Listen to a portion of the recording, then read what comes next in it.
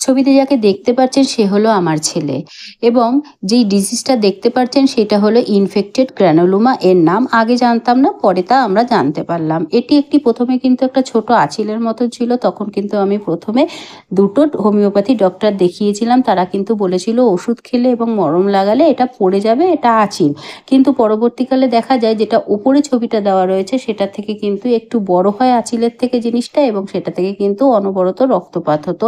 তা কিন্তু আমরা দেখতে পাচ্ছি চারিদিকটা হলুদ হয়ে রয়েছে। আমরা মাঝে মাঝে হলুদ চাপা দিতাম। আমরা জানি যেহেতু রক্তপাত কোথা থেকে হলে হলুদের দ্বারা সেটা বন্ধ হয়ে যায়, কিন্তু এই রক্তপাতটাকে কিন্তু বন্ধ করা যেত না। তারপরে আমরা একটা ফার্মাসিস্টে যাই এবং সেখানে গিয়ে জিজ্ঞাসা করি যে আমরা এটা কি করব। উনি কিন্তু বলেন একটা সার্জেন দেখাতে পারো। তো প্রথম একটা সার্জেনকে দেখাই, উনি কিন্তু প্রথমেই বলেন এটা ইনফেক্টেড গ্রানুলোমা, এটা সার্জারি করতে হবে। তো সেকেন্ড অপশন আমরা আরেকজন সার্জেনকে দেখাই, উনিও বলেন এটা কিন্তু সার্জারি করতে হবে। তো আমরা এটাকে কিন্তু সার্জারি করাই। ও এখন সুস্থ আছে, এই আজকে মাত্র সেলাই কাটা হলো। কিন্তু আমার এই ভিডিওটা করার মেন উদ্দেশ্য হলো আমরা বাড়ির বউরা এবং বিশেষ করে বাচ্চারা কিন্তু কোথাও যাওয়ার সময় ঘচঘচ করে চুল আঁচড়ে চলে যায়। এটা একদমই করা উচিত না, কারণ চিরুনির যে দাঁতটা হয় সেটা যদি একটু শক্ত ধরনের হয়, তা থেকে যদি আমাদের স্ক্যাল্পটা একটু হেজড়ে যায় চুল আঁচড়ানোর সময়, সেখান থেকেও ইনফেকশন হয়ে কিন্তু জিনিসটা হতে পারে। এবং যারা ছেলেরা স্যালনে যায় চুল কাটতে, তাদের কিন্তু খুরের আগায় লেগে যদি কোনো রকমভাবে স্ক্যাল্পটা কেটে যায়, সেখান থেকেও কিন্তু